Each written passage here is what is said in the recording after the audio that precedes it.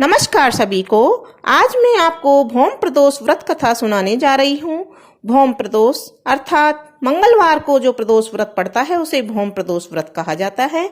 सूत जी बोले, अब मैं मंगल त्रयोदशी प्रदोष व्रत की विधि विधान कहता हूँ। मंगलवार का दिन व्याधियों का नाशक है। इस व्रत में एक समय व्रती को गेहूं और गुड़ का भोजन करना चाहिए।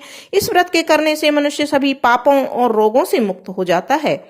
इसमें किसी प्रकार का संशय नहीं है। अब मैं आपको उस बुढ़िया की कथा सुनाता हूँ जिसने यह व्रत किया, वह मोक्ष को प्राप्त हुई। अत्यंत प्राचीन काल की घटना है। एक नगर में एक बुढ़िया रहती थी। उसके मंगलिया नाम का एक पुत्र था। वृद्धा को हनुमान जी पर बड़ी श्रद्धा थी। वह प्रत्येक मंगलवार को हनुमान जी का व्रत रखकर यथाविधि उसका भोग लगाती थी। इसके अलावा मंगलवार को एक न तो वह घर लीपती थी और न ही मिट्टी खोदती थी। इसी प्रकार से व्रत रखते हुए जब उसको काफी दिन बीत गए तो हनुमान जी ने सोचा, चलो आज इस वृद्धा की श्रद्धा की परीक्षा ले। और वे साधु का वेश धारण कर उसके द्वार पर जा पहुंचे और पुकारा, है कोई हनुमान का भक्त जो हमारी इच्छा पूरी करे। वृद्धा ने यह पुकार सुनी तो बाहर आई और महाराज क्या आज्ञा है बोली। साधु वेशधारी हनुमान जी बोले कि मैं बहुत भूखा हूँ, भोजन करूंगा, तू थोड़ी सी जमीन लीप दे। वृद्धा बड़ी दुविधा में पड़ गई। अंत में हाथ जोड़कर प्रार्थना की, हे महाराज, लीपने और मिट्टी खोदने के अतिरिक्त आप जो भी काम कहेंगे वह मैं करने को तैयार हूँ।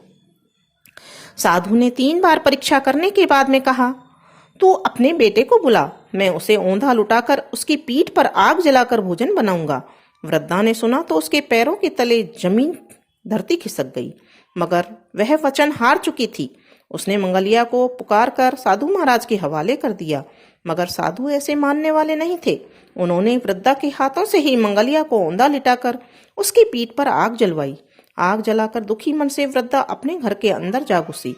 साधु जब भोजन को करने को बैठी तो उसने बुढ़िया को बुलाकर कहा कि वह मंगलिया को पुकारे ताकि वह भी आकर भोग लगा ले।